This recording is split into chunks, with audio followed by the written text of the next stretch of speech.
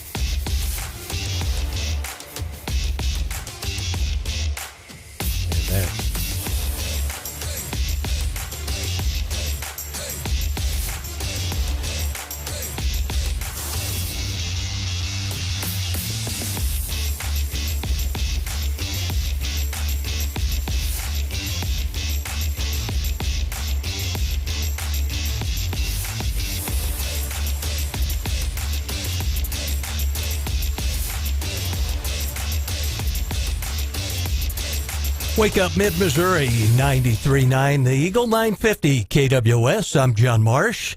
Randy and Stephanie off today. State Representative Dave Griffith in with us, along with producer Hannah and Brian Hauswirth. We've got an action-packed show for you this morning. 7:10, our regular weekly visit with Missouri Times publisher Scott Faughn. Only a couple weeks left in the legislative session. And at 7:35, Jefferson City Mayor Ron Fitzwater began to talk to us about several things in the capital city, including an update on the planned conference center. And Congressman Blaine Luetkemeyer will join us at 8:10. Boy, a lot going on in Capitol Hill, especially with the challenge to the speaker. Dave Griffith, State Representative, Jefferson City, in with us. Griff, good to see you. Thanks for coming in. Always good to be here. Boy, oh boy, time a-wasting at the Missouri State Capitol, isn't it? Well, I tell you, we're down in the home stretch, and this is the time of the year that we kind of wonder, what's going to happen? And I think I came into it right at the very beginning of session when I talked with you on air, that I came into it with a positive attitude, and I thought that this time we're going to be able to get some stuff done. And really, we have.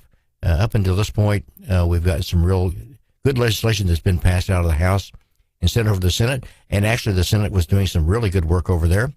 They got the FRA perfected last week. Today, I hope they get that third read and truly agreed to and finally passed.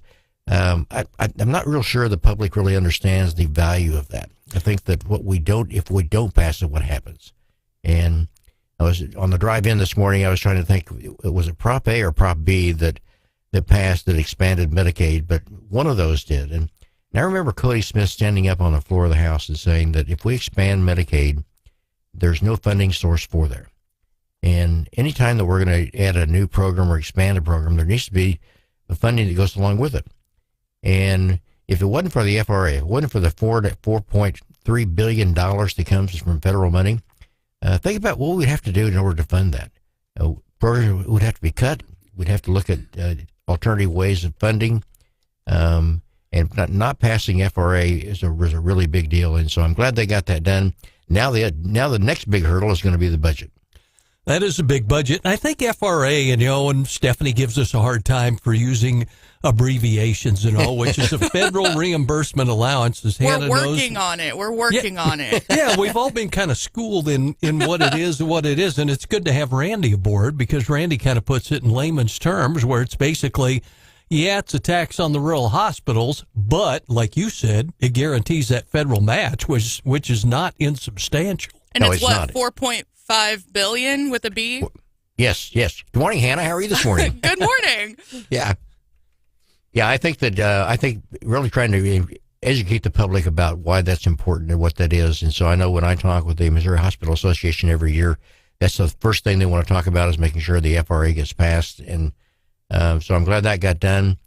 I'm just hoping that they don't go back to what they did the last 2 years and shut down. Once they get the budget passed, then they stop.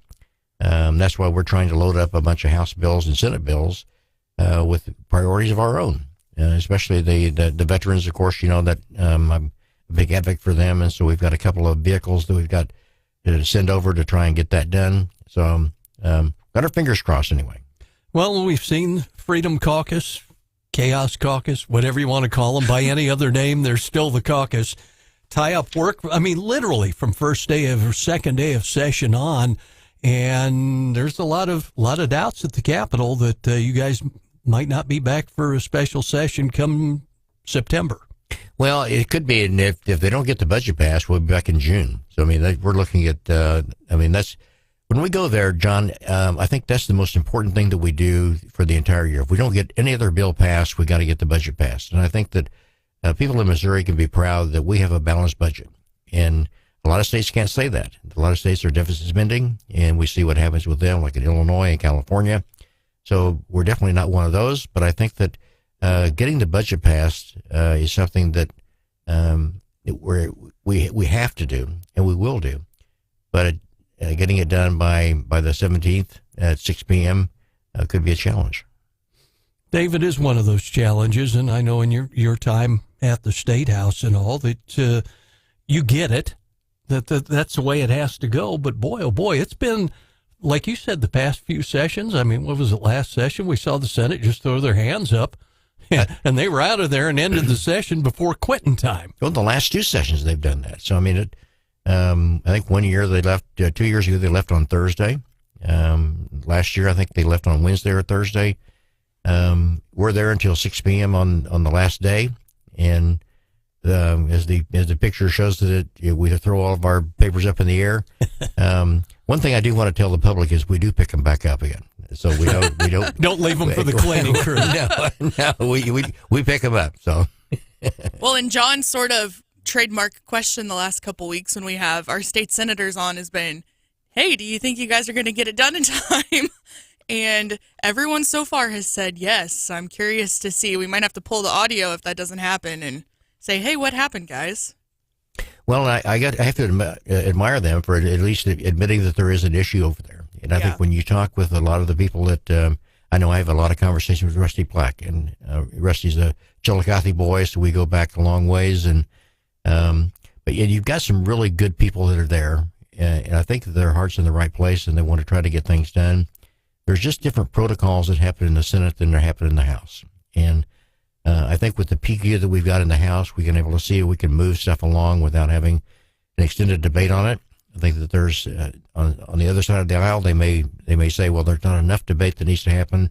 But once you've gone over a bill and you debated a bill and you said the same thing over and over and over and over again, it comes to a point in time when let's move on to something else. And I think we have that vehicle. We can do that. Unfortunately, they don't have it in the Senate. If the Senate's going to change, some rules are going to have to change along with it. And I think there are some senators over there that would like to see some change, but there's so much tradition in that building that it's been this way for so long. It's got to stay that way. But the definition of insanity when you try to do the same thing over and over and over again. Or pass the same bill over and over and again. Yeah, exactly. So we'll see what happens. I feel good about it. And I hope that it's all going to go through. We had State Senator Travis Fitzwater on with us from Callaway County the other day, and we talked to Travis, the obvious things about FRA, can we get it done, the budget, can we get it done? But Travis talked to us again about a bill he has carried since he was over on the House side repeatedly, and that's to cut the size of the House of Representatives from roughly about 160 down to about 100 or so. Your take on that? That has gone up for debate repeatedly. It's one of those kind of things that's almost a yes, but in a company town like Jefferson City, isn't it? Well, it is. And Travis is one of my really good friends. I respect him an awful lot. This is on one area we're going to disagree. I think it comes down to representation. I think one thing we've got right now with the 38,000 people that I represent in District 60, I think that shows that they've got access to me. And believe me, I hear from a lot of my constituents throughout the entire year, not just during session, but throughout the entire year about issues going on with them, issues they have with state government and problems they're facing with different departments, where I've got liaisons that I can call and I can talk with and get things done. When you cut that down to where you're going to not represent 38,000 people, but you're representing 180,000 people like we have in the Senate, I don't think that the line of communication between the constituent and the representative is going to be as great as it would be the way we have it right now. And I think that that's one thing that I feel like I've done a good job, and a lot of my colleagues have done a good job at maintaining that relationship with our constituency to make sure that they are heard, and that they don't get lost in the shuffle. Representative, I appreciate you, and it's a very good point. And also, there would be a potential change to the term limits as well. The change would be involving how many years you can spend in the one chamber, not necessarily to the term limits themselves. Very quickly, I know we're short on time. The Ethics Committee is meeting today. It's been heated at times between the Speaker and both your colleagues, Representative Hannah Kelly from Mountain Grove. It looks like we have at least a new temporary chairman. I know you're limited in what you can say, if anything. Any thoughts on the Ethics Committee? It looks like there's another ethics complaint, but we don't know who it's been filed against. Perhaps Hannah Kelly. I don't know. Well, good morning, Brian. Good to see always you. glad to talk to you. Yes, sir. The Ethics Committee is always something that has been kind of an anomaly for me. I didn't fully understand it, but I can tell you that when Travis Fitzwater was the chairman of the Ethics Committee, I learned a whole lot more about it. I learned about really what happens in that. And I like the whole idea of the Ethics Committee because you've got 5 Republicans and 5 Democrats, and you've got equal voice. But the one thing that Travis said on the floor of the House after we had some contentious, the last year he was in the House, we had some really contentious stuff he had to deal with. Mm-hmm. But he said, when we walk in that room, we leave our Democrat and Republican hats out in the hallway, and we come in as people. And the people that are on the Ethics Committee, if you look at the makeup of the Ethics Committee, these are stand-up people on both sides of the aisle, people that have a lot of respect. And when it comes to what they do behind closed doors, I respect that. I respect that they're listening, that they're going to make good decisions for us. With everything that's going on with the Speaker over the last 7 months, do I think it lasted too long? Yeah, I think it did probably, but I think it's got to work through the process, and I think we have a process that does work, and until it doesn't, I think we continue the same way we have. Thank you, Representative. Good job hosting this morning. Oh, thank you. Well, the Democrats and the GOP, to quote the CNN headline this morning, being rocked by unpredictable forces on Capitol Hill in D.C. Our daily D.C. rundown is on deck. I'm John Marsh. Randy and Stephanie off today. Producer Hannah.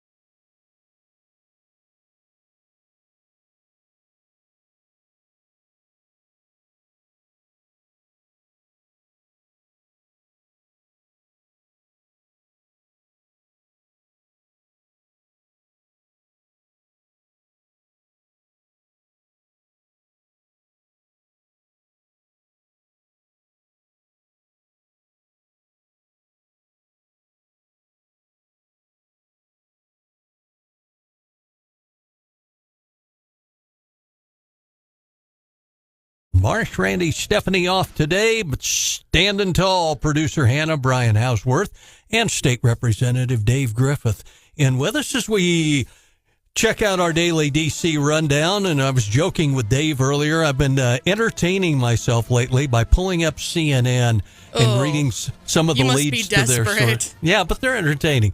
Donald Trump, the Republican presumptive nominee, who just falsely accused his opponents of running a Gestapo administration, will be back in a New York courtroom at his criminal trial, the first of an ex-president in history. It's a hell of a headline, kind of a mouthful. That's a pretty good lead, isn't it? Yeah. I'll tell you what, Dave, question to you. We've seen the challenges with Dean Plocker here and the Ethics Commission and all our Speaker of the Missouri House. Looks like Speaker Mike Johnson under fire again. Do you think he's going to be able to keep ticking on Capitol Hill? I tell you, that's one job I wouldn't want to have right now. I mean, you look at what happened with McCarthy, and but I remember back in the days, I mean, when a speaker that was there for years and years and years. Tip O'Neill. Yeah, but Tip O'Neill was able to work with Reagan. I mean, he and Reagan would go out for a beer or for coffee or supper, and they would be able to get things worked out. I wish we had that same kind of relationships we had back then. Good stuff got done. I was dialing around last night and saw 60 Minutes did kind of a puff piece on Hakeem Jeffries, the majority leader over on the House side there, and it's just like, I'm kind of like you. It takes you back, and it's like, wow, the animosity on Capitol Hill. We've kind of seen a carbon copy of it in the Missouri Senate. We have, and I can tell you one thing that it happens if you come and you sit in the gallery and you watch the House and you watch the dynamics that go on there. And we got the minority leader, Crystal Quaid, who's there, and she and John Patterson talk. And if a lot of my Democrat colleagues were able to go back into the 90s and they were able to see the dialogue then of what happened, when Griffin was the Speaker of the House, he wouldn't call on Republicans. I mean, there was actually some pictures that I've seen lately of Republicans standing on top of their desk, waving their hands, trying to get recognized, and he would ignore them and not know. And moving forward to where we are right now, we are giving them a voice. We let them talk, we let them ask questions. Do we agree? Not necessarily, but that's the country we live in, where you're able to express your own opinion. Well, gosh, you take me back to thinking about covering Bob Griffin, the embattled Speaker of the House in his era.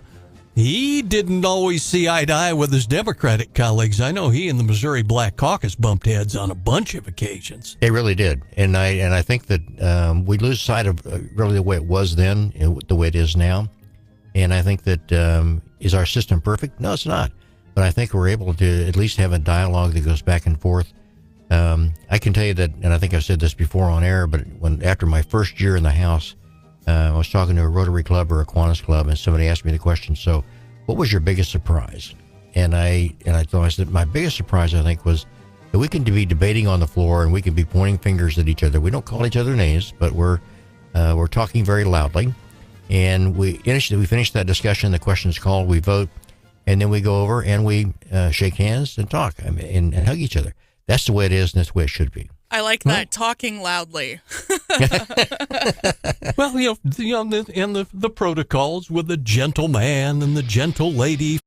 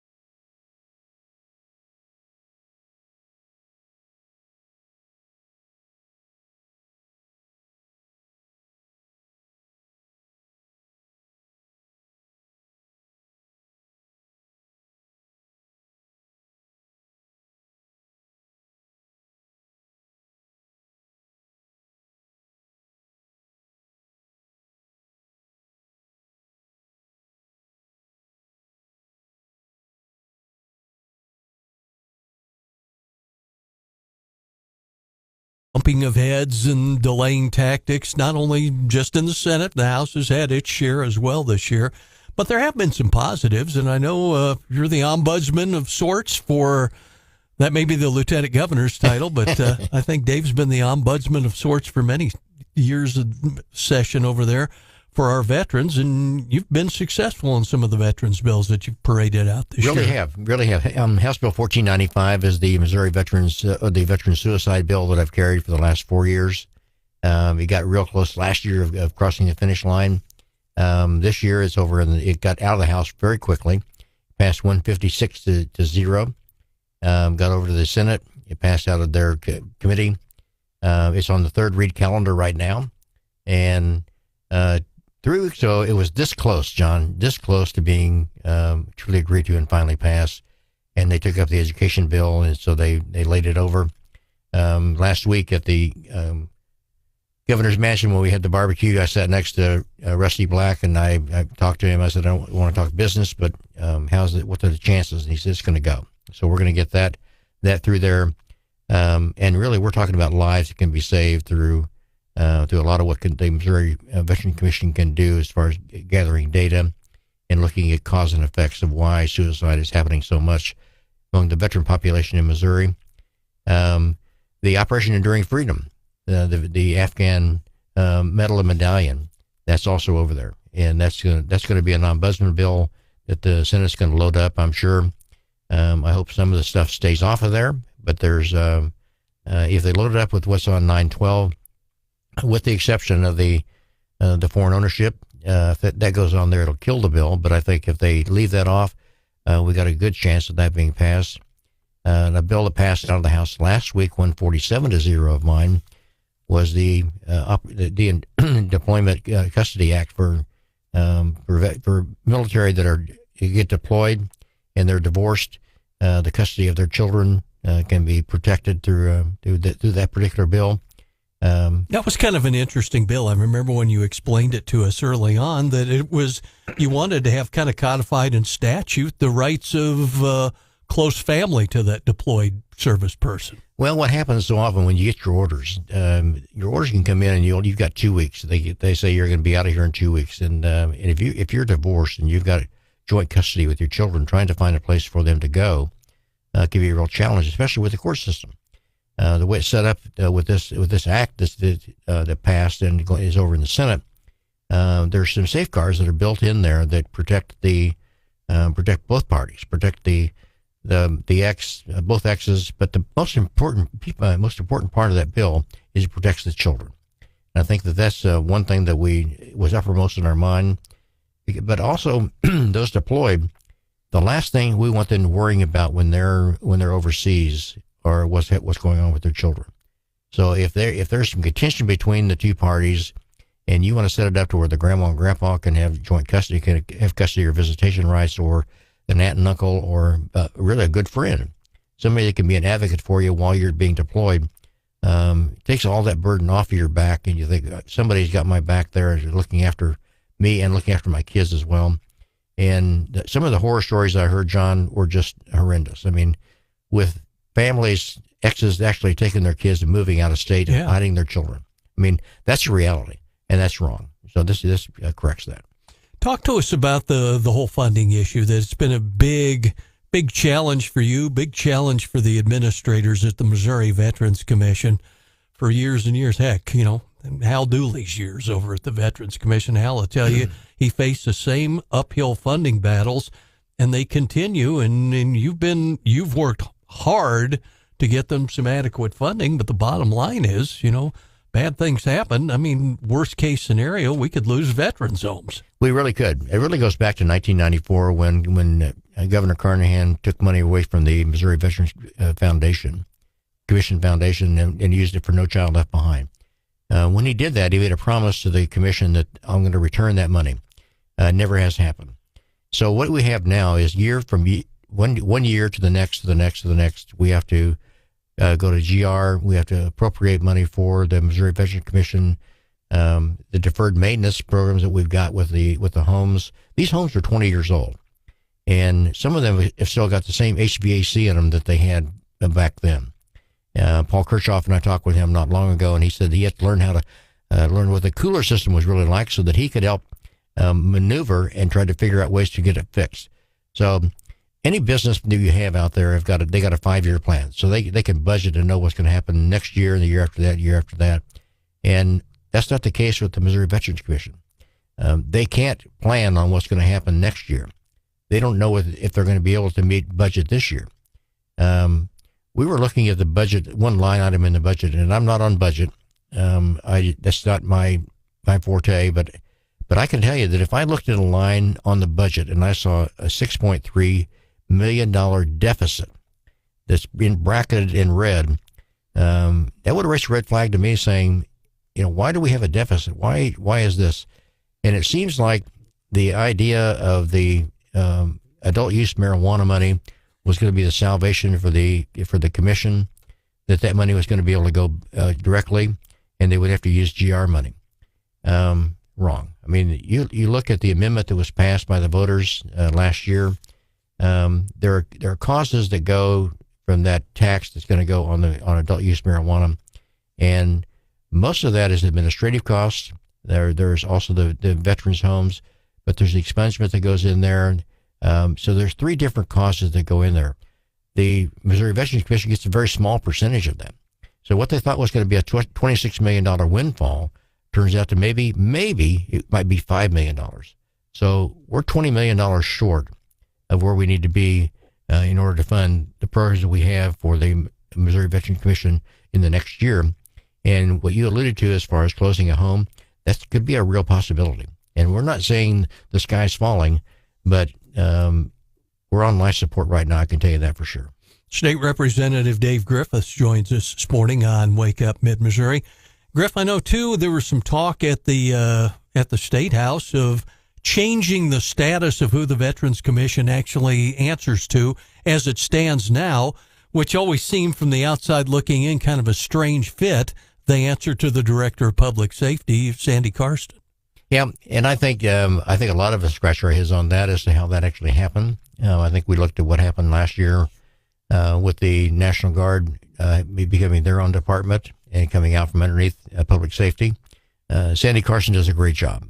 Sandy and I are good friends, and I think that she is well-meaning. And I think that in this next year, I think she's been able to see the handwriting on the wall as to really what's going on with the commission. I think it's going to be a higher priority. In a perfect world, I would like to see them the commission be their own department. I think that's years down the road of happening. But I think that once you have that, because if you sit down, if you go back and replay the tape of the last Missouri Veterans Commission, because it's archived, and you can hear Tressa saying, we don't own that account. We don't own that account. DHS owns that account. Somebody else owns the account rather than having it being owned by the Missouri Veterans Commission. So the ins and outs of all of it, even though I've been there 6 years, I'm still learning as to how it all works. But I think working inside the system and trying to find ways and solutions of solving some of these problems is incumbent upon all of us. Dave, you're an Army veteran. You made that public and proud of it and all. Why do you think there's so much resistance at the Capitol? Not even overt resistance, but, just sort of, I don't know, when you bring up veterans issues, there are a lot of folks out there in the general populace, not just the State House, who can't relate. Well, I think that being in the military, I think you understand what it's like to serve. There's a chain of command that you have that you operate under. There's an operation integrity that you have of how you get business done if you're on mission. I think for a lot of civilians to try and understand that is hard if you've never experienced that. But I can also tell you that right now in the House, the veterans are received very well. Every bill I've passed this year, I have not had one no vote. Matter of fact, after the Deployed Parents Occupation Act, after it passed last week, and it passed 147-0, one of my colleagues came up to me and says, "Have you ever had a no vote on any of your bills in the House?" I said, "Yeah, I did at one time, just one." But the atmosphere and the way veterans are being received in the House is really good. When it comes to funding, I don't think they fully understand the priorities that the Missouri Veterans Commission has got. The first priority is the veterans' homes. The second is the veteran cemeteries, and the third is the veteran service officers. So trying to understand how they occupy and how they fund all three of those, because if you look at they're in different House bills. They're in House Bill 4, House Bill 13, House Bill 20. So that you have to shuttle back and forth between all those different House bills.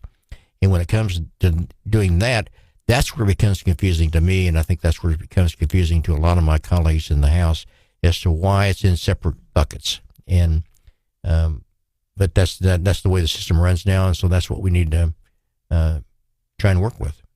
Dave Griffith, our state representative from Jefferson City, and with us this morning on Wake Up Mid-Missouri, 93.9 The Eagle, 950 KWS. More than 380,000 Missourians have signed the initiative petition to put abortion back on the ballot. We'll talk to Dave Griffith about that when Wake Up Mid-Missouri continues.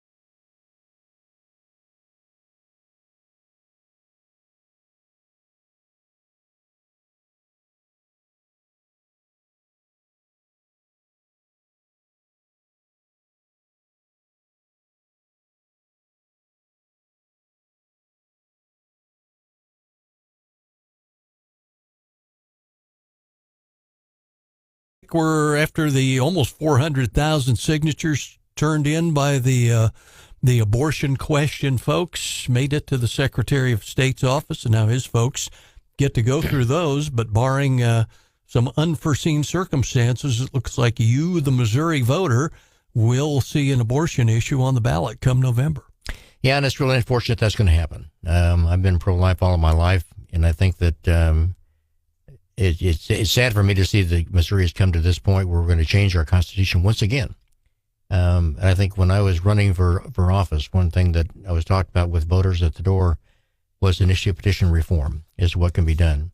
And my response to them was, anytime we change our Constitution, it needs to be done in a very thoughtful way. There needs to be discussion, there needs to be hearings, there needs to be things that could be done to talk about, look at the unintended consequences that come along with legislation that's passed. When we go through the initiative petition process and put something like this on the ballot, we can look at what happened with adult use marijuana in the last one. There were unintended consequences that came about, but the only way to fix that is to go back into the Constitution and have the voters vote again on it. So my hope that we were going to be able to get something done last year, because I can tell you, John, that we talked about this in caucus. We talked about that if initiative petition reform is not addressed in last year's session, that we're going to see abortion on the ballot this coming year. And it was prophetic, because it is going to happen. So trying to understand how the people in Missouri feel about life. I attended the March for Life last week at the Capitol and saw the different booths they had that were set up there. It's very eye-opening as to what a baby looks like at 6 months in the womb. And it's a viable life. And for us to be able to think that that can be taken away.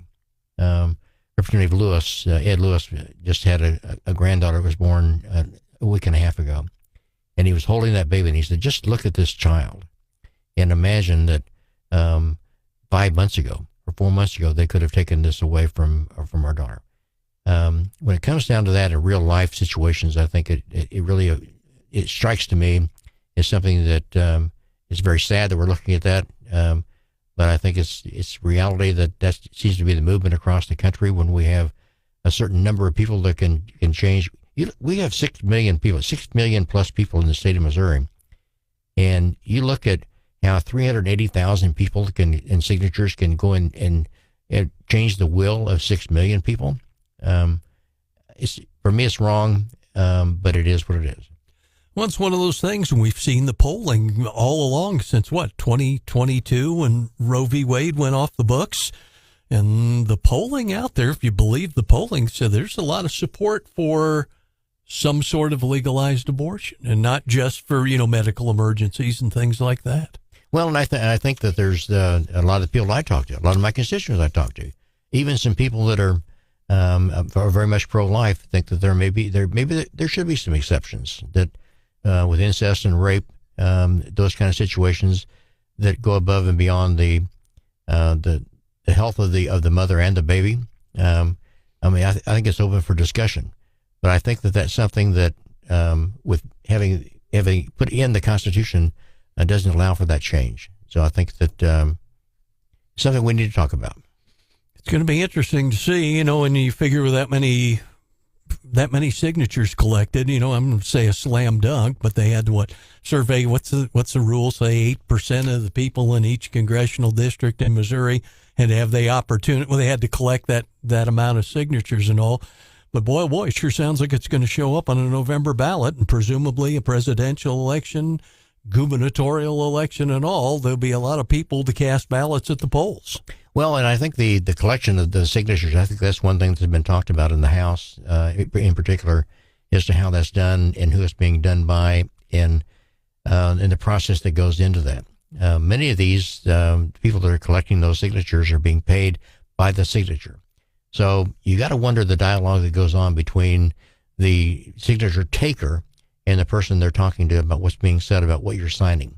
And so many people will look at it as something and say they want to change something that's being done by the government. They want to change this. And so they'll automatically just sign it without really knowing what you're signing. Well, and how many people just sign because they feel uncomfortable with the face-to-face That's a good point. confrontation Exactly right. happening? Even if it's not an aggressive or violent confrontation, there's still kind of that innate need to just get the person out of your face, kind of, and go on about your day. And it's easier just to sign your name.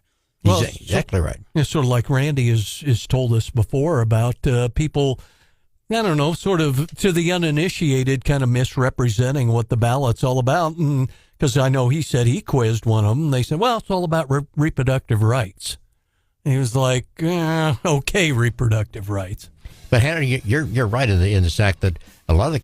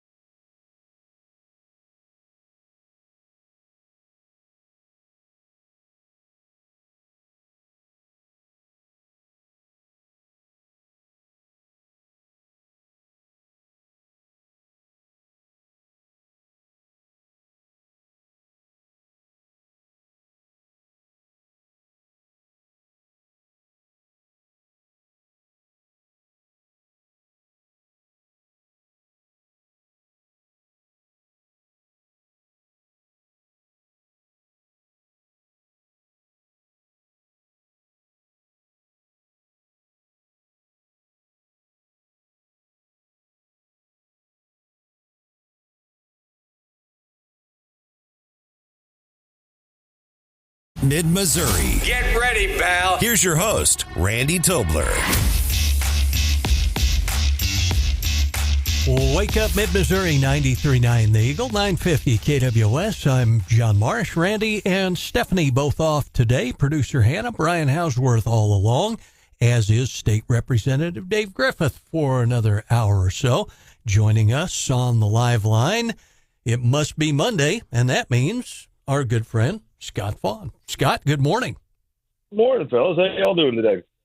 Good. Well, wow, where do we start? 2 weeks left in the legislative session. Scott, can they get the budget done, or are we looking at a summertime special session? Well, how do we not start with going back to last week when I told you guys, I looked into my Steinem knowledge and I said that Hannah Kelly would not be the ethics chair by the end of the week. I'm sorry, Hannah. Do you have access to Google or Twitter or X? Was I right again? It's really weird. My computer just crashed. I can help you. I was totally right again. It's almost bizarre. But my grandma was quarter gypsy, so maybe that explains it. But the number of times I come on the show and I just predict the future. You can listen to the news later in the week if you want to, or you can just listen to me on Monday and I'll tell you what's going to happen. The history of the news according to the radio, or Scott Faughn in the Missouri Times. Or the future. Either one. Whichever one you want to do. We can talk about stuff that happened, or I can say what's going to happen. Either one. You pick.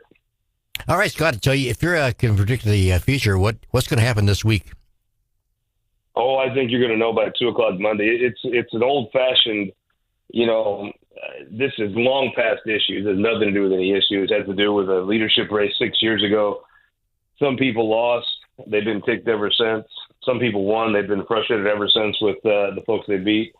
I think where this is going to come down to is today you've got this Freedom Caucus. They have like a spokesman. Like they're senators, but they don't speak for themselves. It's kind of bizarre.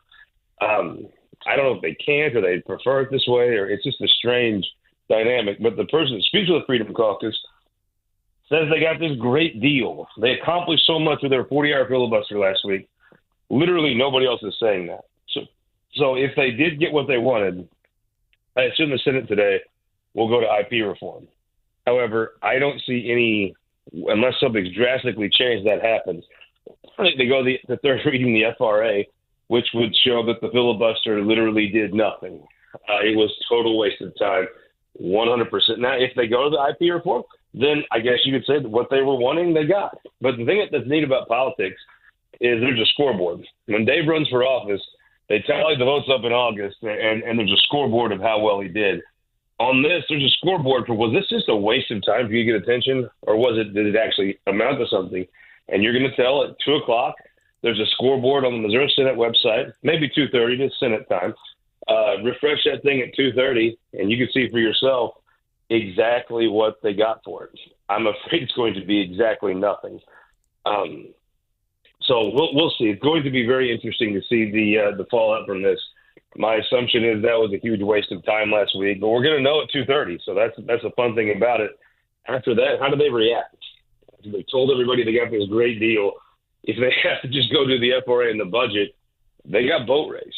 So we'll see. I don't think their egos can handle that. Also, we'll just see what happens. I also think it's in a lot of people's political interest, including some in the House, to go to special session. I mean, Representative, your chamber has not had a very good run in the budget process the last 5 years. No. I think there's a lot of your members who are okay with just – you ever played Nintendo? I don't know if you're old enough or young enough. But if I played Nintendo back in the day, but I'm talking about the old one. I got when I was about 10, so we usually get things about 5 years late in the boot heel. Atari, same way. If your controller was attached by a wire to the console, right, and you're about to lose, you can just jerk the thing off the shelf and say, sorry, do-over. I think there's a lot of House members that would not mind the do-over, frankly. So maybe they can have a bigger role in this, because I can tell you it's going to go one or two ways. Either the House gets involved now, as in 8 o'clock this morning, and negotiates with Lincoln and puts together a Senate floor substitute the House can take up and pass if it gets to the Senate, or you're going to go to conference. And if you're going to go to conference, it's almost like, dun, dun, dun, the same thing that's happened 5 years will probably happen the sixth year. I don't think you've done anything to prevent. It's like an offense that I guess their rival that runs the same plays every year, and the rival just doesn't prepare for them at all. That's what's going to happen again to the House if they go to conference. If they don't go to conference, I would say right now you can dictate a great deal of the budget. But if you have to go to conference, it'll probably have to go to special session. And in special session, I'm sorry, Lincoln's really good at this. Well, and I don't know why he wouldn't win again. And Scott, you mentioned earlier the Freedom Caucus. Of course, we learned late last week that State Senator Jill Carter was sort of bowing out of being a part of the Freedom Caucus. Yeah, she quit. Do you think anyone is next from your Stein of knowledge? Give us your hot prediction. Is anyone else going to bow out? Well, they're down to 5, and 3 of them are term limited. So that leaves Rick Braden, who has a legitimate reelection campaign. I'd still say Rick's favored. I mean, incumbent state senators don't lose primaries very often. But there's an interesting dynamic where he's got 2 candidates, one from right in his geographical area. So he has a legit reelection. But if he does what he needs to, he should win it. And then you have Nick Shore. Nick Shore is an interesting case. He likes to pass things, which the Freedom Caucus kills things. That's what they do. Nick likes to pass things. Nick has been more hesitant to do the quorum calls and stuff. Nick will tell you he's trying to, quote unquote, work things out. I think you could still see a Freedom Caucus, but if Nick's in charge of it, it's going to do a lot less. Then there's the primaries. Some of the primaries have people that are backed by the Freedom Caucus against folks that are backed by the Republicans. And, in those races, if they win 2-3 of them and they give Nick something to work with, maybe he decides to continue this. If you're a caucus of 2, you're just kind of buddies. You're not really a caucus, right? So Nick Shore probably doesn't ultimately quit this. I'm sure there's something in it for him. I don't know what it could be. Thus far, it's just almost got his chairmanship away from him. To me, Nick has an interesting decision. He did owe Bob Onder. He was very helpful to him in the Senate election. So maybe he feels like I give you 2 years of doing nothing. Maybe that's enough. I just think if it's up to Nick, it will be a different Freedom Caucus, probably organized towards actually doing something, not just killing things. But that's, too soon to tell, probably. Scott, we appreciate you joining us live, and interesting about Nick Schroer, because in his primary, he defeated John Wieman, who was very popular and a speaker pro tem and an incumbent speaker pro tem at the time. That was obviously a big primary. I want to change direction a little bit about another bill that's out there, and it ties in with a huge case. And I know a lot of lawmakers are listening. Scott, you know this case I'm going to be going to at the Boone County Courthouse at 9, this hazing case, alleged hazing case involving a suspect from Baldwin. The victim, Danny Santulli, according to his family, cannot walk. He cannot talk. He is blind. State Representative Travis Smith of Dora, who graduated from Mizzou, has filed Danny's bill for the second straight year to basically, he's aimed at trying to prevent this from happening again. This bill was not given a vote in committee for almost 2 months. They finally, in crime prevention, Blaine Roberts Committee, voted it out in late April, but it's still sitting there, not ready at this point to go to the House floor. 2 weeks to go, Scott Faughn. Does this bill, the Danny's law, have any chance of passing? No.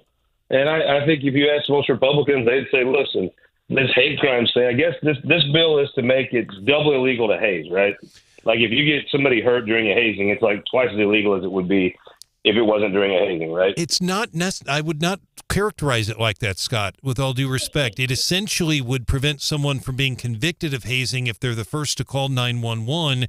And the argument, the argument that the family would use and supporters is if someone had picked up the phone and called instead of just laying him on the couch, that maybe this wouldn't have happened. That's what they say. Well, I mean, that seems reasonable. I'm not sure anything that hasn't already passed the Senate right now. I would put better even money that it could become law. If it doesn't, you'll notice before they went to the FRA, they did all the little perfunctory bills about the silver-haired legislators and the kid caucus, and sure. They did all the house cleaning because I think she knew this is where the budget and everything's going to come, where the rubber's going to meet the road. So to me, there's a real distinct possibility. I mean, if I had to guess what happens, there's no lobbyist money in the FRA. Healthcare lobbyists have been ticked off by these guys. They're not going to play that game. I think the FRA will get done. Then it's a simple choice. Do you filibuster the budget, which is easier to defend? I think for you'll have Lincoln on the floor more. That's probably good for the Republican caucus. For the minority of the majority, I think they can. Obviously, in a budget, you can point anything you want. Complain. Now, last year they complained about the size of the budget, and they wanted pork in the budget, so it boxed them in a little bit. But folks on Facebook that are going to think whoever hates is that they're on their side, they're going to agree with them. So my thought would be this: you go to the IP, there'll be an amendment to strip it back down to just take off all the ballot candy. That'll probably pass because people are so sick of dealing with the whining suburban Republicans. They'll probably vote for that. They'll know that. So they'll have to filibuster their own bill. Now, it's hard. You just get some angry guy on Facebook. It's hard to explain to him why you're filibustering a bill you want. Mm-hmm. That puts them in a tough spot. So they're probably better off just filibustering the budget and doing that for the next, 5 days. And then next week come back and reshuffle the cards. If I'm Governor Parson, he has a trip to Italy coming up. I doubt he's too stoked about canceling that. It wouldn't surprise me if he just scheduled special session to start Monday. So, and he could. He absolutely could. And I think keep in mind the special session, filibustering right now, you have everybody's priorities out there. You have Danny's Law. You have all these things. People are like, oh, please don't filibuster. Please don't. In a special session of just the budget, I mean, who cares, right? Mm-hmm. Do what you want. We have no time limit. We'll just be here till you drop off. On Thursday, everybody expects their wife or husband to be on the way home, right? They've kept the kids for 3 nights. They're ready for you to come home, have dinner, go to a play, go to whatever. They'll Friday Night Blues song. That legislator may be coming in kicking his shoes off after a long week. Well, his wife's got the Friday Night Blues. He's kicking his shoes off. She's putting hers on. That's a real thing in the lives of legislators. In a special session, honey, I don't know when I'll be back. And so, okay. So you come up here on Monday and you can stay for, a week or whatever. It's unprecedented, so the expectations aren't there, which really matters in these people's lives. So special session, the filibuster has less impact. Now, if you're Bill Eigel and you're probably not leading the governor's race, right? Maybe that attention is something to help you break through. So again, when your take is chaos is a good thing, it is very hard to envision ways to negotiate with you or put you in a tight box. And Bill Eigel has been very adept and a very solid politician at working into ways where if nothing happens, I win. If something happens, I win. Missouri Times publisher Scott Faughn, with just a couple weeks left in the legislative session. We will see if your predictions hold true when we check in with you a week from today, Scott. John, I'm disappointed.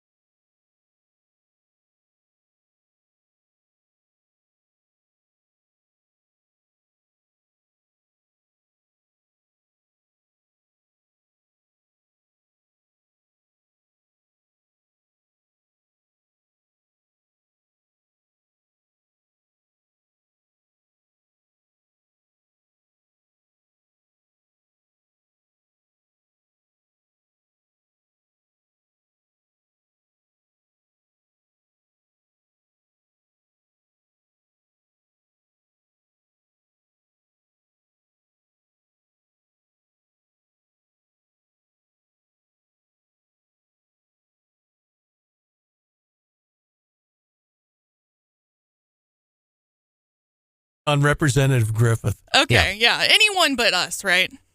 There we go.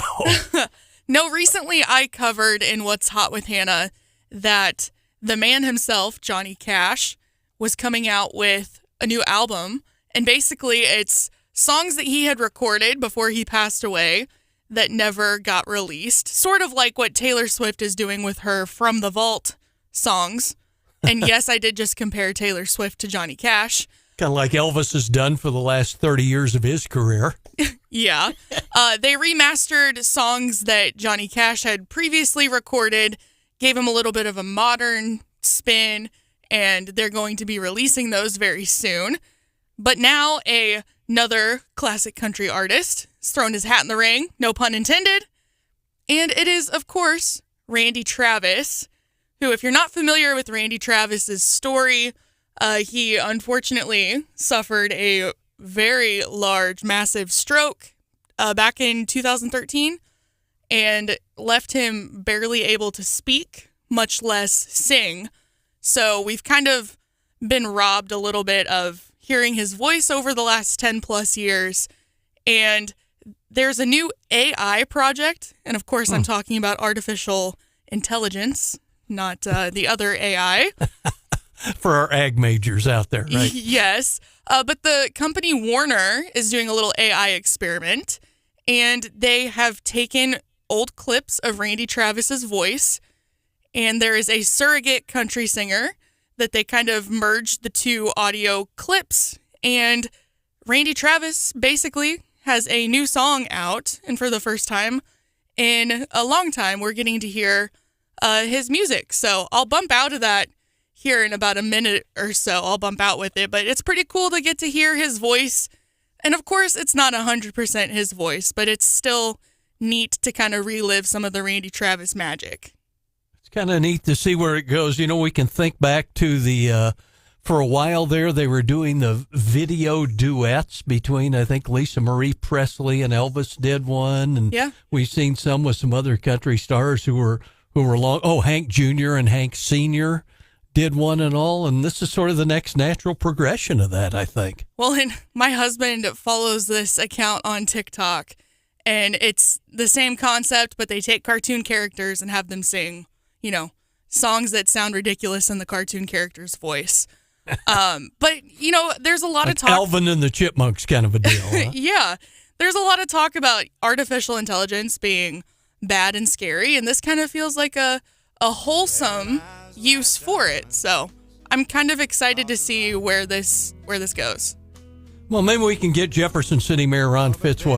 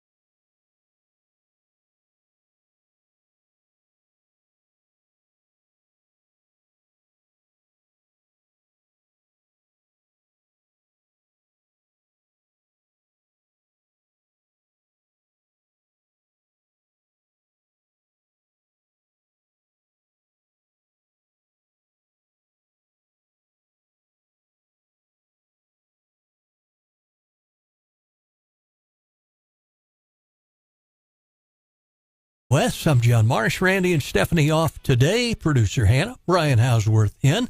State Representative Dave Griffin joins us as well. And in studio with us, the mayor of Jefferson City, Ron Fitzwater. Mr. Mayor, good morning. Good morning. Good morning, Hannah. Brian, hello. Great to be with you, Representative. Oh, always good to see you. Talk to us. There's some work on the agenda tonight for Jefferson City's council about a topic that's been a hot topic on and off, not just Jefferson City, but Columbia as well, and that is the topic of workforce housing, Mayor.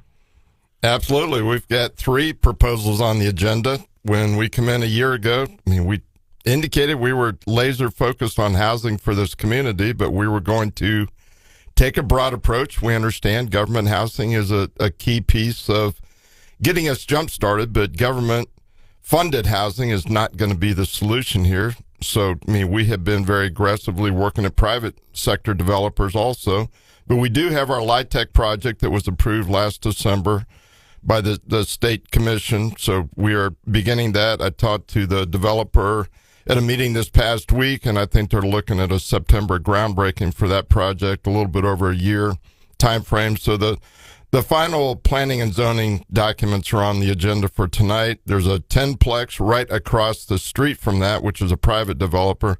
And then there's also a project up off a stadium kind of on that hillside there between Southwest Boulevard and Edgewood, where there'd been a lot of work and then it kind of died out. There's also a project up in there. So I think we're looking at 100 housing units on the agenda tonight, which for us is a good start on where we need to be.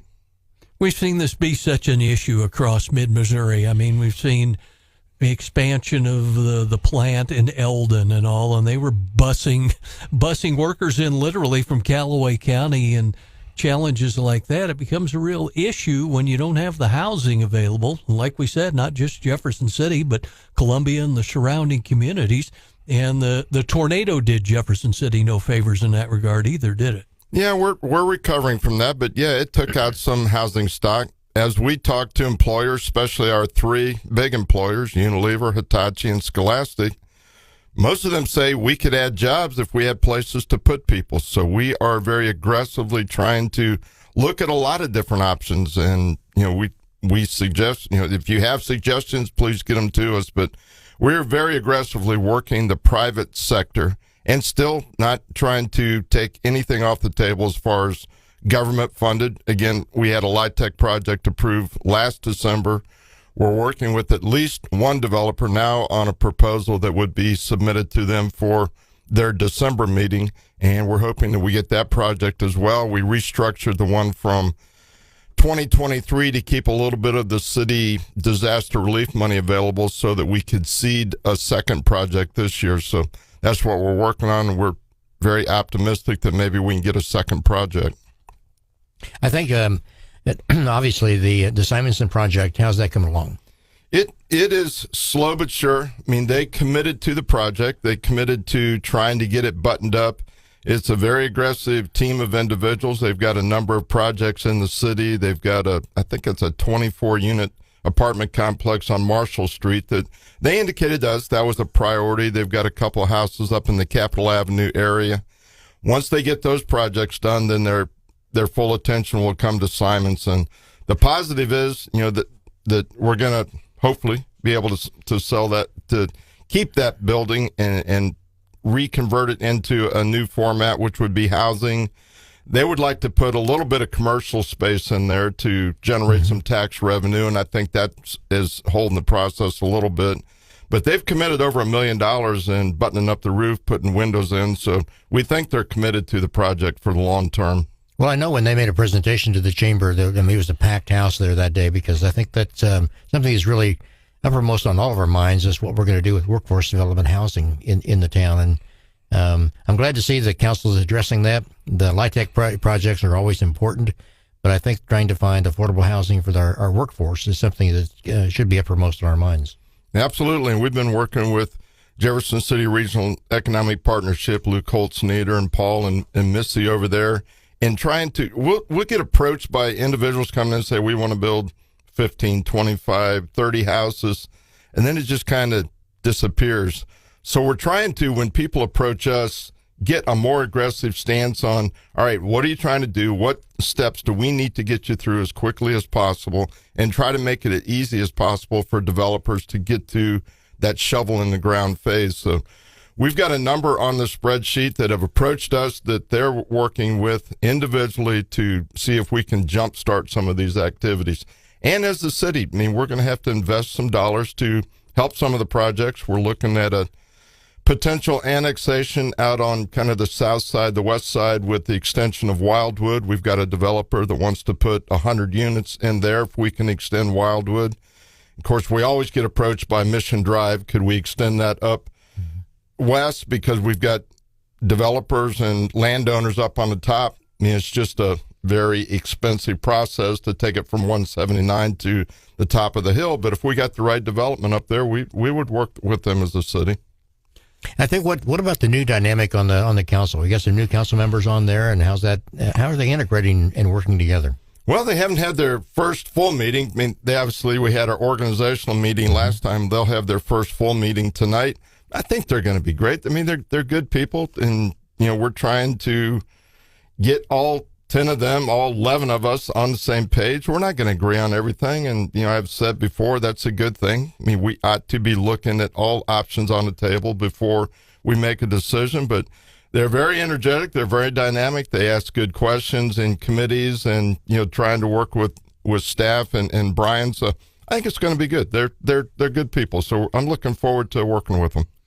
Jefferson City Mayor Ron Fitzwater in with us this morning on Wake Up Mid-Missouri. Mr. Mayor, we'd like to get an update from you on the potential for the new hotel, conference center, parking garage, literally right downtown in Jefferson City, just catty corner from the governor's mansion is where it's proposed to go. Where are we at with that project? We know the developer's been doing the end-up studies, especially including a parking study, right? Yes, we've been very aggressive. We are really excited about that project and really excited about some of the preliminary data that we're getting back. We hired Garfield Public-Private out of Texas. They had been in our community before, almost got the project off the ground last time. We meet with them as a working group on an every other week basis, but JC rep staff, city staff meet with them almost daily. People hopefully have noticed we did purchase a News Tribune building. We took over that building April 30th, which was last Tuesday. Wednesday morning, the company that we had hired to demolish the building had already started setting up the fencing around the property, and we're anticipating that they will be on site sometime in June. We hired a company to take down the saddle tree factory at the prison. That has hit the ground.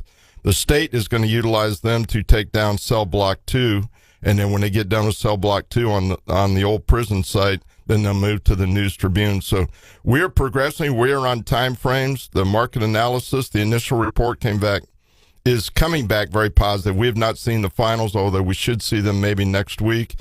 And the parking analysis is coming back, their preliminary look at it. And we hired them to look at not only garage parking, but our street parking, our metered, unmetered spots, and our surface lots, and try to get a more comprehensive look at how do we meet our needs in this community. And again, the Capitol complex is very important to us, especially 5 months a year. So how do we meet that need, and how do we meet the need of people that want to come downtown, our residents, and people that visit the community? So we're very excited about the project, and the initial data coming back is very supportive.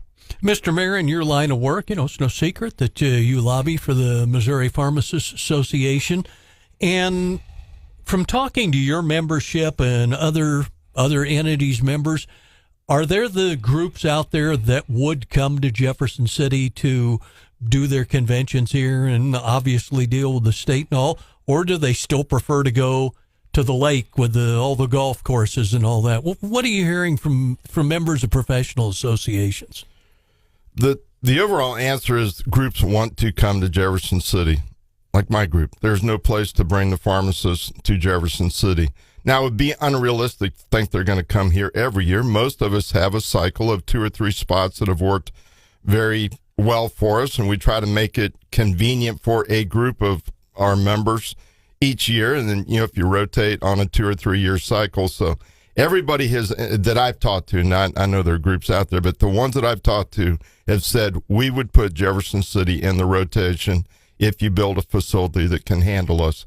State government is also looking at it. I mean, I've talked to several department directors that said if there was a facility here, we would love to be able to pull our meetings back into town.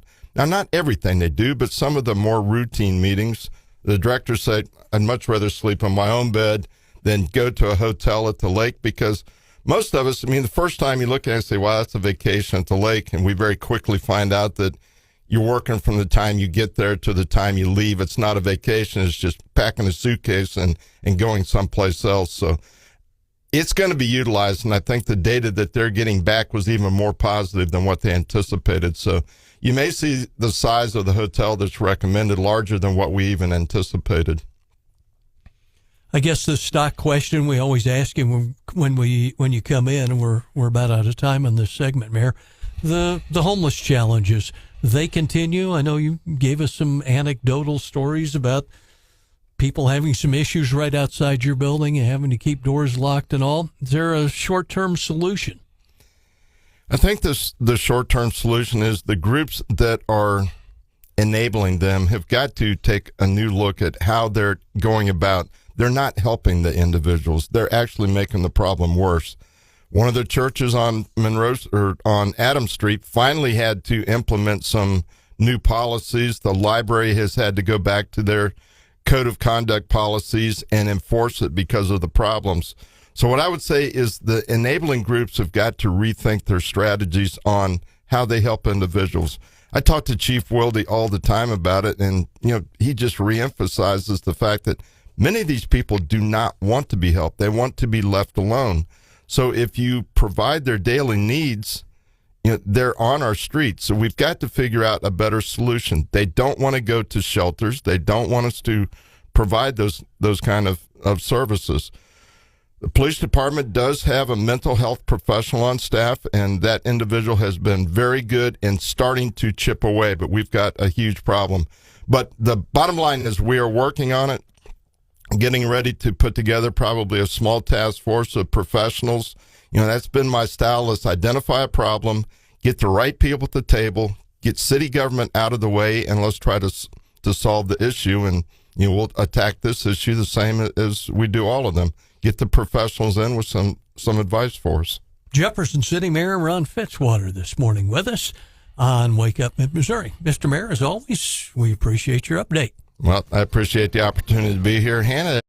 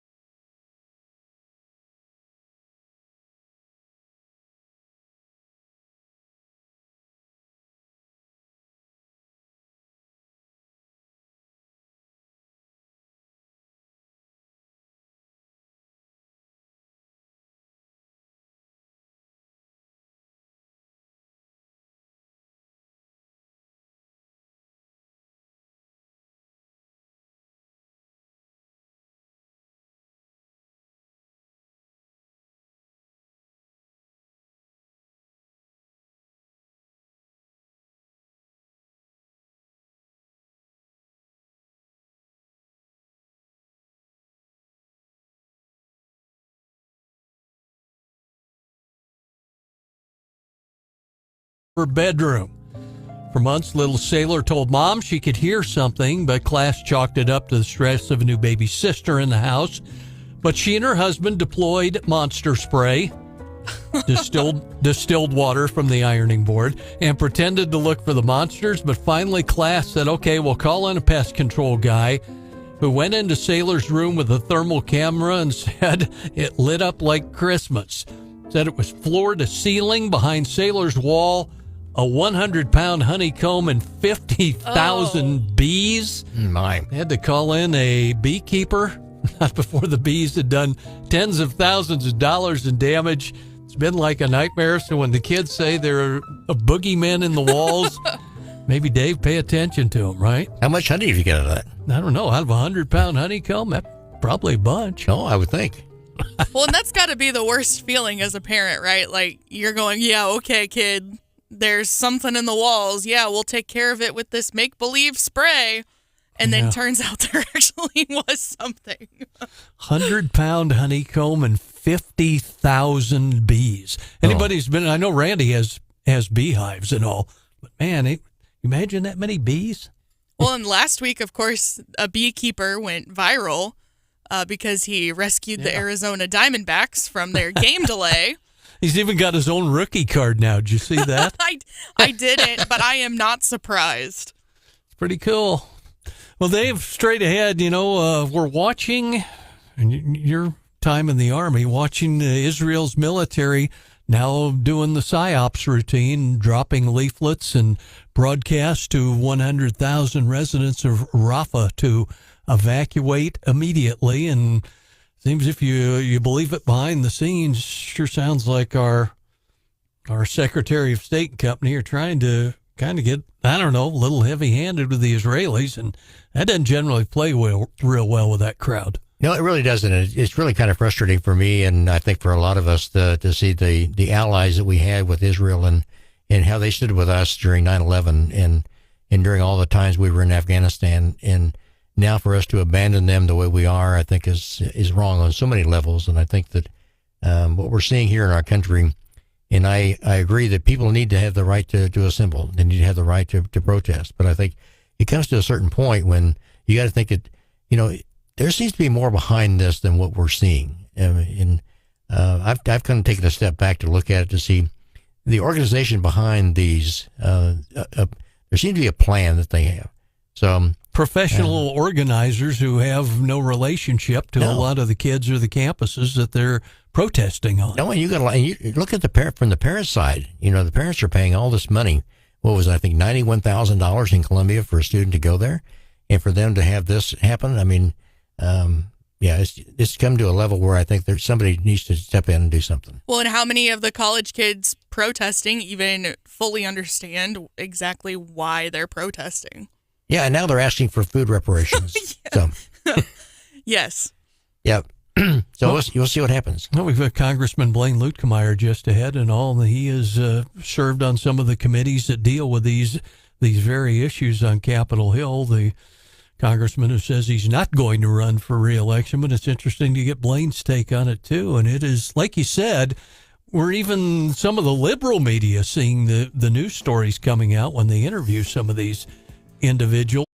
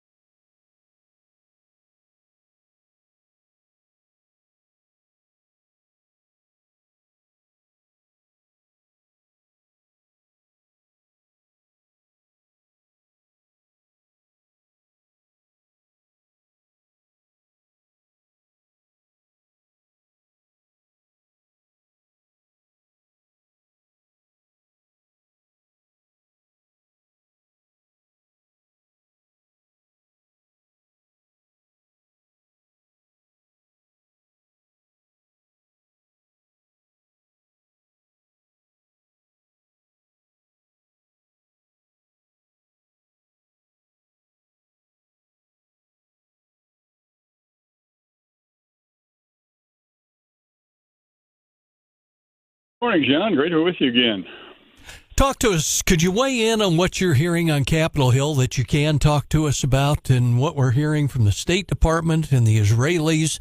Israelis now, Fox News reporting, have told the 100,000 residents of Rafah to evacuate immediately. Yeah, we've got a situation where the president keeps wanting to tiptoe around on this and actually undermine Israel's ability to defend themselves. And, I've been to Gaza before. Or not the Gaza Strip itself, but just outside it. And you talk to the residents of little towns around there that they've got about 25 seconds once the air siren goes off that the missiles are coming in to find a hole to crawl in before the missiles start dropping on them. And so if we here in America had to live our lives like that, we would never do it. And now we're asking the Israelis to do that, to back off again. And if you remember, this all started whenever Hamas attacked Israel. They ran over some of these small towns outside the Gaza Strip, killing the children, raping the women, killing them on top of that. I mean, it was absolute devastation of a civilization there that was in that area. And now they're trying to plead and make their case to the world community that, hey, we're the good guys here. No, they're the bad guys. Let's don't forget that. And Netanyahu, I mean, I can tell you from having seen him, I've met the man before, I've seen him speak. There's two people. We have joint sessions of Congress. And and whenever those folks come in, everybody from the House and the Senate gets together in the House chamber and we listen to them. But there's two people that stand out in my mind all the years I've been there. And it's the heads of state that I've heard speak. One is the Pope, and one is Netanyahu. When he spoke, there was a strength and determination to his voice and his persona. He absolutely commanded the audience. He commanded their attention by how he was addressing them and the force with which he was coming across. The determination in his voice, it was impressive. I mean, it was awesome. This guy is not somebody to fool with. This guy, the Hamas people have picked on the wrong guy. I'll tell you that. This guy will do what it takes to defend his country, his people, and this is part of it. And so by him giving the people of Rafah a heads up, they need to get out of there, he's doing his part because Hamas plays the game. Terrorists infiltrate themselves within the community so they can hide. They're not bold people. They're not brave people. They're cowards, quite frankly, because they go in among the people, hide in there, and let the people be the shield for themselves. Well, that's not the way a fighter fights. That's the way a coward fights, and that's what these guys are, a bunch of cowards. And so Netanyahu is giving the people a chance to get out, and the ones that are left, they're going to have to fend for themselves because he's coming after them. There is just there's no way around it. He's tired of having his people get bombed, having his and go through another situation like he had where they came out and just destroyed whole communities and ravaged the women and children. No. That's not going to happen again. What's your take on how the protests here have gone? It's kind of a loaded question. Well, John, I get a few protests out in front of my office there in Jefferson City every once in a while. And the same half a dozen people, they're paid protesters. They come from different parts of the district, and they tool in there, and they wait till the news media comes in and does a little show on them, and then turn around and leave. It's all for press. It's all for the moment, just to get some headlines. But they're paid protesters. They're not ordinary citizens who are upset about something who go up there and walk around and carry signs. And I think that's the same thing going on with these protesters around the country. I think there's some money behind this of people who are paid to go in there, organize these protests, find some disillusioned students, make it sound like there's a whole bunch of people out there. How can you have brand new tents pop up all over the place? These aren't old tents. These are old camping tents. These are brand new tents. Somebody's buying and paying for all this. Think about that. And it's not that every campus on the country is doing this. You got a half a dozen campuses that are a bunch of Ivy League schools that are reaping now what they sowed with the crazy stuff that they're teaching. And so now they're asking for help, and these students are making them pay for this liberal nonsense that they've been perpetrating all these years. So, again, this is not what's going on across the country. This is going on in a few isolated instances. In my mind, it's a paid protest. This is the way they always do this. We found that there's probably 2 or 3 people behind this, funneling this, and then it's easy to get a few people who are not happy with the status quo, and a couple of disillusioned students, nothing else to do. It's amazing. You got finals coming up. They're out here to run around on the campus like that. Are they real students? It makes you ask the question, what the hell's going on? But no, I'm satisfied that this is an isolated instances, and the news media makes it sound like this is a nationwide movement across the whole country. No, it's not. It's isolated instances. Congressman, we appreciate you joining us live. I want to change directions, if you will, and talk about an issue that is affecting really a huge part of your district, because your district goes all the way to St. Charles County, almost all the way to North St. Louis County, but certainly St. Charles County and all the way into Warrenton, Montgomery County, Callaway County as well, and then, of course, a big chunk of Columbia all the way to Boonville, and what all those counties have in common, I-70. MoDOT has announced their plan. They're going to have nighttime lane closures on busy I-70 between Columbia and Kingdom City. And granted, I realize this is a state issue. The governor signed the $2.8 billion plan to do it. The work will start between Columbia and Kingdom City, Congressman, in July. Are you getting any feedback at all from your constituents from this? And have you heard anything at all? Have you had a chance to talk to Secretary Buttigieg about it? Because the state did get a federal grant on this, too. No, I haven't talked to Buttigieg, but I've talked to Mr. McKenna, who's the Department of Chief of MoDOT, and we had some long conversation. And he's excited about this opportunity to improve the road system in our state. It's very necessary. I've been looking at it for a long, long time. I don't get a lot of feedback from it. I did initially because there was a fear of tolls on the road. And now that fear is gone, they're not doing tolls. They're just repairing, replacing, and rebuilding the entire thing. There's been no comments back to me and my staff that's of a negative variety. I mean, once the work begins and they have to, delays and stuff like that, I'm sure there'll be a few folks complain about it. But I think the bottom line is I think everybody is pretty happy with the way this is projected to turn out, and they're kind of in a wait-and-see mode at this point to hopefully give MoDOT a chance to build and rebuild that road and improve our ability here in the state of Missouri to get around and actually allow people to cross our beautiful state. Thank you, Congressman. Appreciate it. Congressman Blaine Luetkemeyer with us this morning on Wake Up Mid-Missouri. Congressman, I know I have been following the student loan debt relief pretty closely. I'm obviously a little biased on that topic.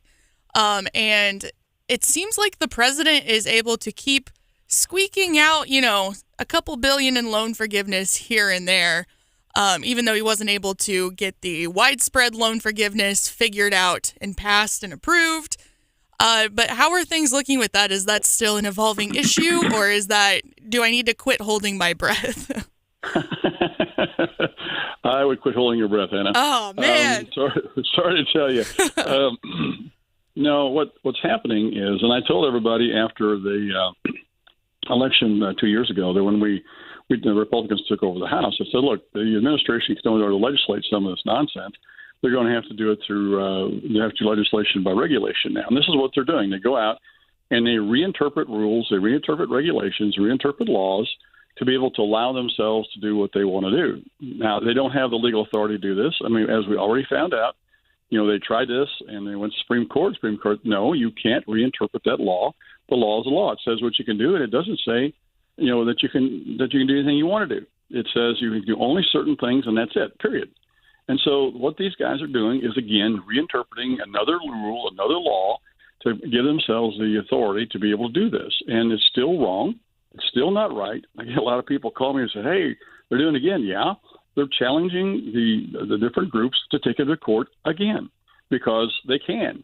And this is how they do all the time. I mean, I do a lot of financial services work. And in the financial services arena and in the EPA arena, they do this all the time. I mean, I deal with this every single day of them going in there, taking a rule or a law, reinterpreting, and so they have brand new authority. They create new words that don't even have a legal definition, and then they start to act like those are new legal words. No, they're not. They dare you whoever is affected to take them to court and prove they're wrong.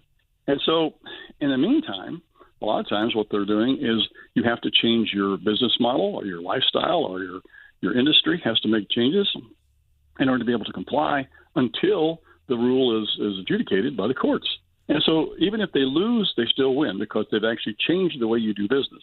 It's a very insidious way of getting their way without having to go through the legislative process. And this is what's going on and doing with student loans. This is the third time now he's tried to go in there with student loans and do something that he can't do. So he takes a law or rule and reinterprets it and then says, oh, well, now we have the authority. No, you don't. The rule never changed. The law never changed. And there's only one group that can change the law and the rules, and that's the Congress. Congressman, one last question. Can House Speaker Mike Johnson survive a vote for his ouster, presumably this week? Yeah, no, he's okay. You have to understand where Marjorie Taylor Greene's coming from. She and the Freedom Caucus fight each other to get bills like this to be able to be the head sponsor on these things so they can have all the notoriety on the national basis so they can go raise money. Now, that sounded like a crazy thing to say, but I've heard Marjorie say it myself. I've heard her say this in some of our meetings. This is what they're doing. And so if Marjorie runs out there and tries to hold this sort of Damocles over Johnson's head, and now she's got herself backed into a corner. She either is going to get out of this if she withdraws it with a lot of mud on her face and everybody see what it's really all about, or she's going to go far with this thing, and then I think there'll be a huge vote in support of Johnson, which will show exactly where this is all going. But this is what these folks in that group do. They raise these issues so they can make some political hay, so they can raise their money, because they can't raise money at home. They can't raise money in D.C., so they have to raise it digitally on a national basis, and that's what they're doing. I mean, this is all about her. It's not about Johnson. Johnson has huge support within the conference. If you remember, Kevin McCarthy had 96% of the vote and still lost because these people don't believe in democracy. They believe in autocratic rule, anarchy, if you will, of a little bitty minority being able to control the huge majority. And this is where they're at. They're just trying to make a statement. The thing of it is that they don't understand whenever they put Johnson up, he's a real conservative guy. And everybody before him, McCarthy and Ryan and Boehner, those were all very, very conservative people. But when they become leaders, what does a leader have to do? A leader has to represent the entire conference. He can't represent, or she can't represent just one view of the conference. He has to represent everybody in the conference. So therefore, what happens? He has to go to the middle ideologically of where the conference is. Now, our conference is right of center significantly. That's where he's at. But these people, it's not still far enough right for them. And if they don't get 100% of what they want, then they get upset. So the thing is, they don't understand how people govern. They don't understand the role of the leader because they're not leaders themselves. And as a result, we've got a mess. Congressman Blaine Luetkemeyer on the air with us this morning on Wake Up Mid-Missouri. Congressman, as always, we appreciate your take on it. We will talk to you next time. Always fun, guys. Take care. Stock futures. Will they gain? Will the rally continue? We'll take a look.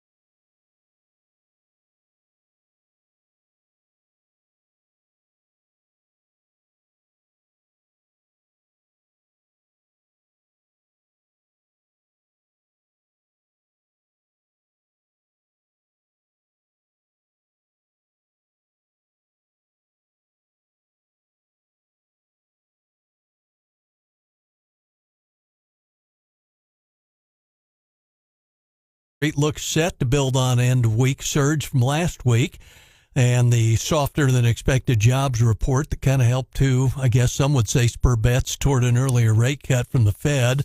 We'll believe that when we see it. Futures tied to the S&P 500, NASDAQ, and Dow Jones, all of them up about 0.3 of a percentage point going into today's trading. Stocks did rally some as we watched them at the end of last week, sort of getting a boost from what we call a Goldilocks kind of job report. Kind of, I don't know, sort of balanced out the news for both the markets and the Fed. And now the Fed folks, you know, if you believe in the phrase they use on the Hill, the return of Fed speak, the Fed officials are can go right ahead with, you know, their pre-meeting blackout period that they were kind of instituted in before. So it looks like they may spake out today and tomorrow, and who knows, maybe some things be a little bit more positive in terms of Fed dealing with the rates, cutting them a little bit. We were talking maybe June at the earliest, and here lately that hasn't even looked like it's going to happen, but maybe so. I know Disney was kind of taking center stage as we look at some of the financial news as their earnings season starts to wind down. It looks like Disney stock up about 25% so far, which is nothing to sneeze at. And Warren Buffett revealed over the weekend that his company had pared its holdings in iPhone and all of that. So could be interesting to see where this all goes. But for Hannah, it all just kind of cycles back to student loan relief as you asked the congressman, didn't it? Yeah, things I'm looking at right now is student loan relief and housing market. And neither one is looking great for me. Well, I was talking to Beth McGeorge, and I know, Beth with her home show that she's doing on Sundays on KWOS. She was talking about some of the listings she has, and I saw one in one of her listings as I was looking the other day, and immediately thought of you guys. And it was listed California, Missouri on the little bit of acreage or something. Then I looked at the selling price, and I was like, okie dokie. I don't think I'll pass that one along to Hannah or the multimillionaire up the street. But and boy, oh boy. And so you see the problem that therein lies. It is. It's a challenge. I mean, even back when we bought our home, we hit it back in the days when it was, 6% and in change there, and then refinanced and dealt with all that when it went down a little bit. Boy, oh boy, the sticker shock for folks now. That's a good word, sticker shock. It's sticker shock, plain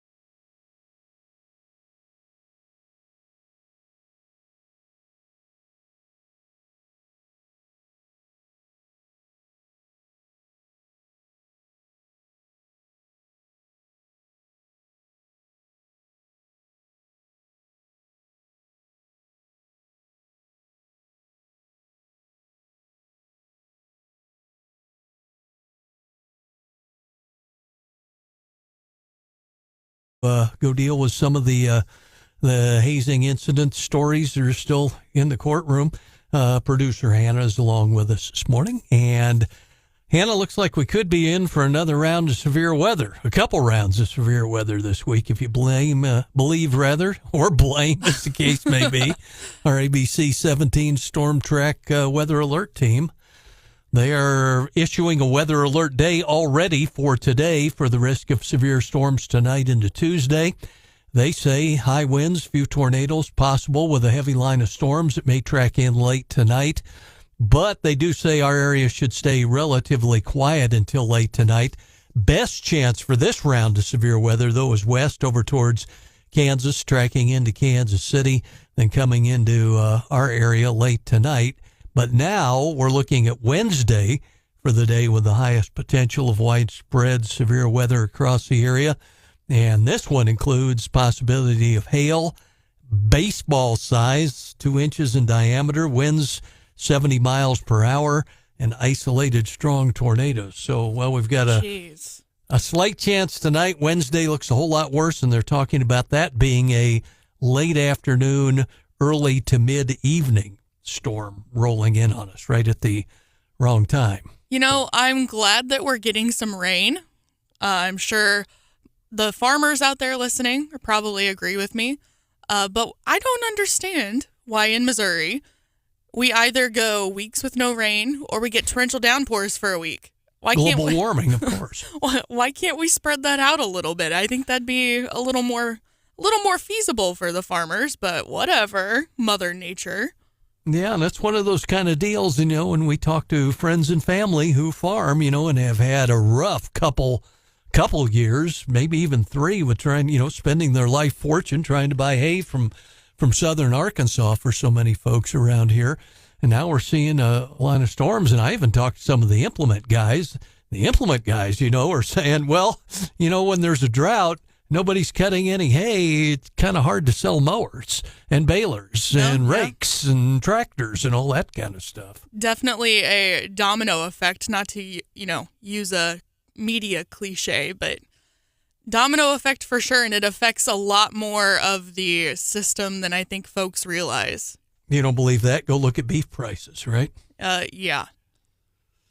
Well, let's segue right into the story that we knew was coming, but they got a jump on it. This was the superintendents from all across Boone County, and the neighboring districts sent a letter to Governor Mike Parson that would allow charter schools to operate in Boone County, and that's the Senate bill, the education bill that passed last month, and it talked about the districts in Boone County would be added to the that list of districts where charter schools could be operated, and it would also expand K through 12 private school scholarships to be funded by private donors in exchange for tax credits and all, and it's all headed to the governor's desk. But boy, oh boy, we heard from, Brian Yearwood, and the guy, Tim Roth at Southern Boone, who else? Hallsville, Sturgeon, and all those folks.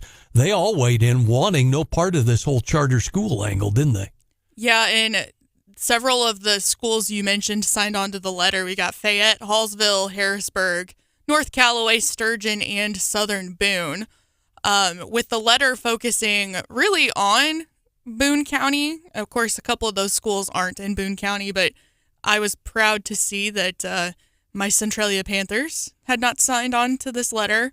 And we won't bore you with the details of the letter because it cites a lot of, the Missouri Constitution and points out areas where they think that this bill violates parts of the Constitution. But just pretty disappointing. I don't see Governor Parson vetoing this, but no. Yeah, I think that's a pretty safe bet, even though we don't have Missouri Times publisher Scott Faughn's Stein of Knowledge. I do feel pretty comfortable in making that prediction.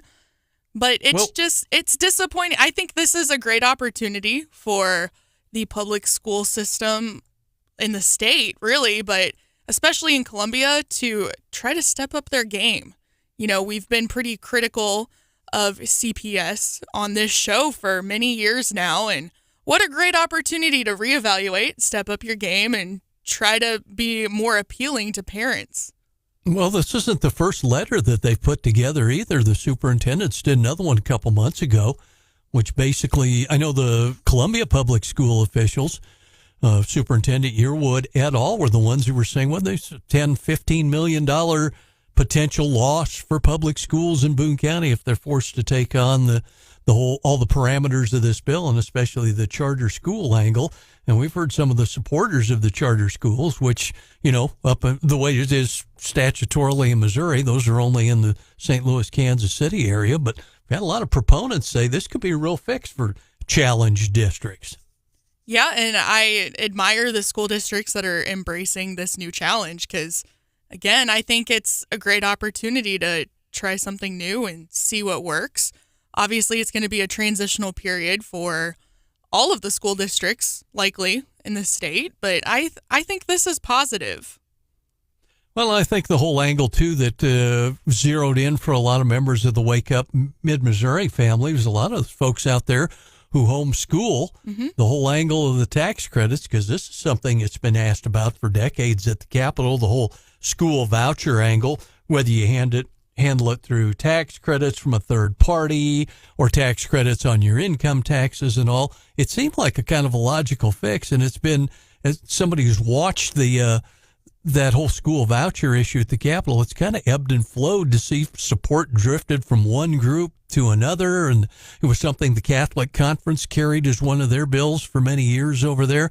So this is, I think, for a lot of folks who look for, a little help, those folks who homeschool or send their kids to private schools, it was definitely a step in the right direction, and they hope the governor will sign it into law. Yeah, and like I said, I fully anticipate the governor to sign this bill. So maybe the schools should just go ahead and put their brains together and focus on how to handle that outcome rather than trying to change it.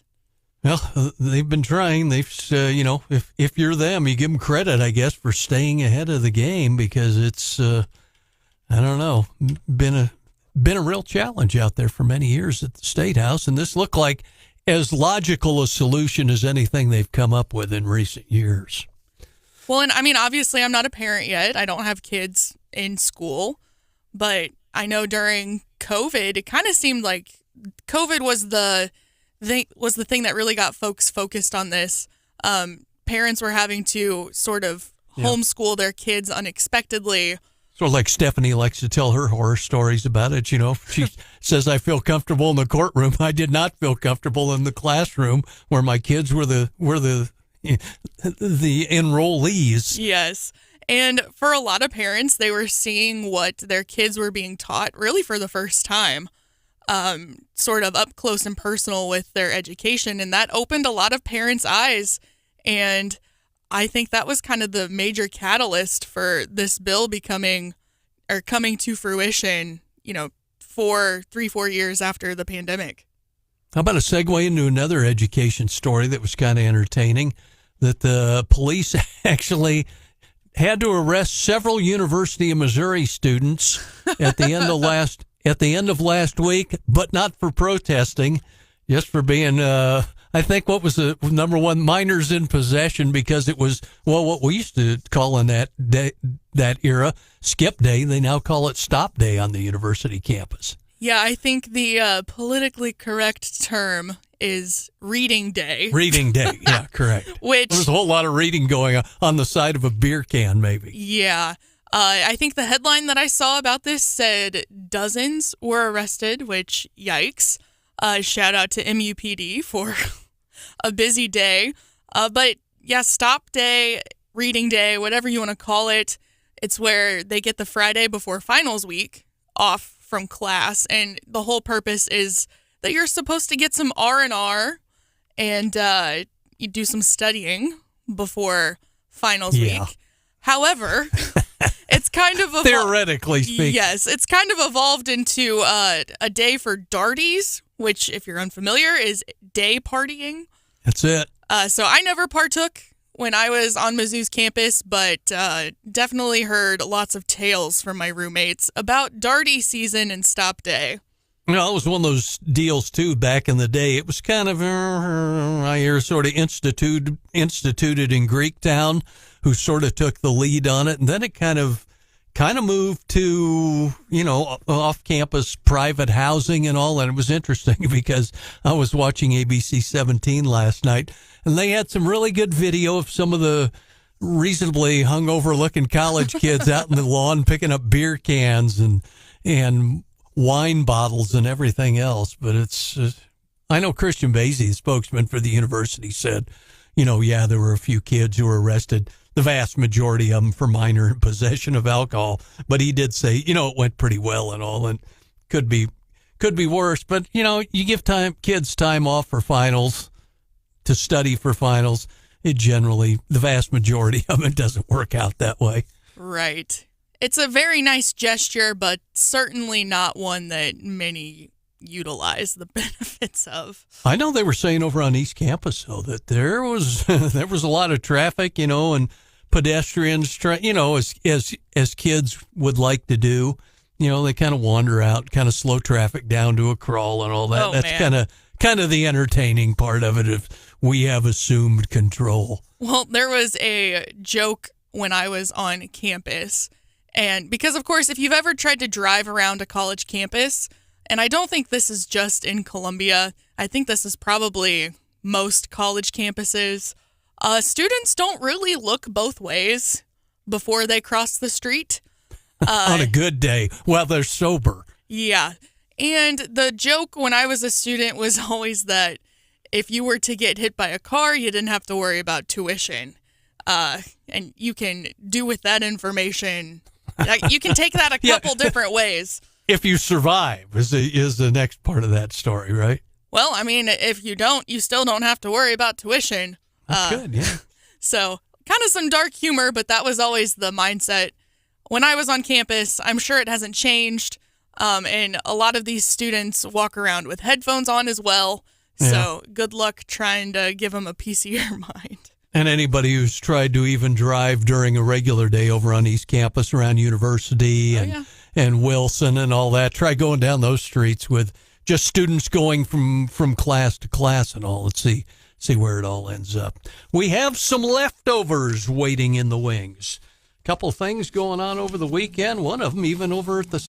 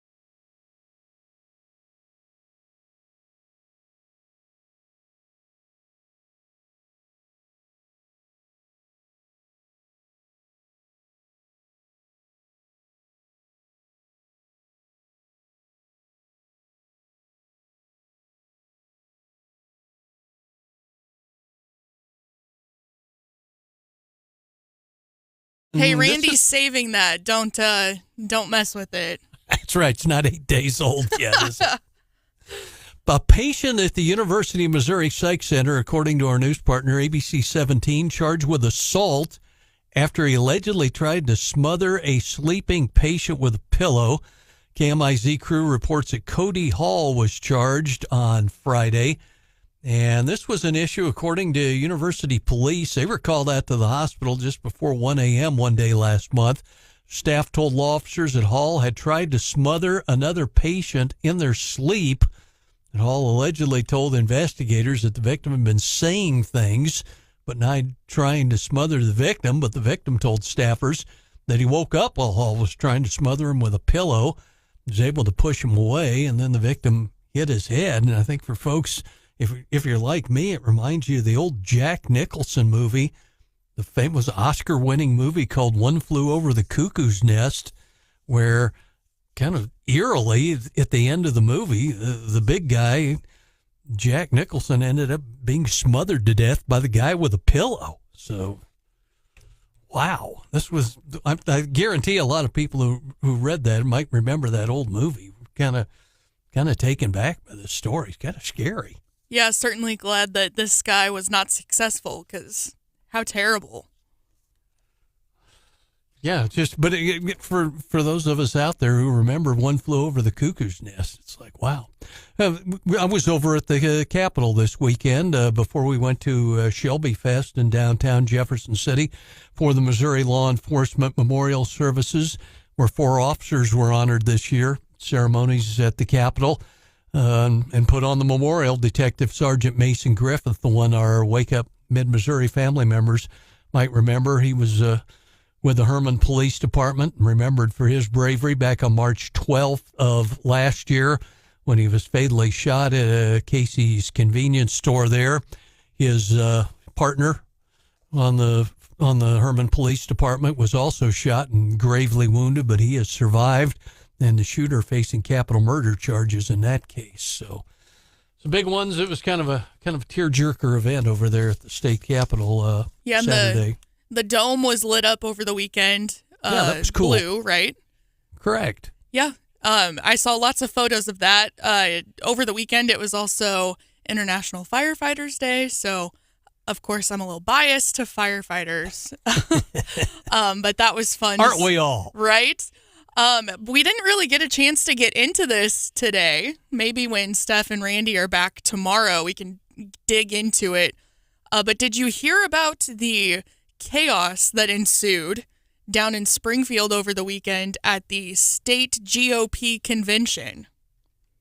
They got a little loud, I understand. Yeah, there were allegations all over Twitter of lots of different things happening. Of course, it's Twitter. They were individuals. They weren't news outlets, so not going to take anything as fact, but maybe some booing of candidates and maybe like 5 hours to take attendance at this thing, which is crazy. So hopefully we can get someone on this week that was there to talk about that craziness, because yikes. They've had some challenges at some of our Lincoln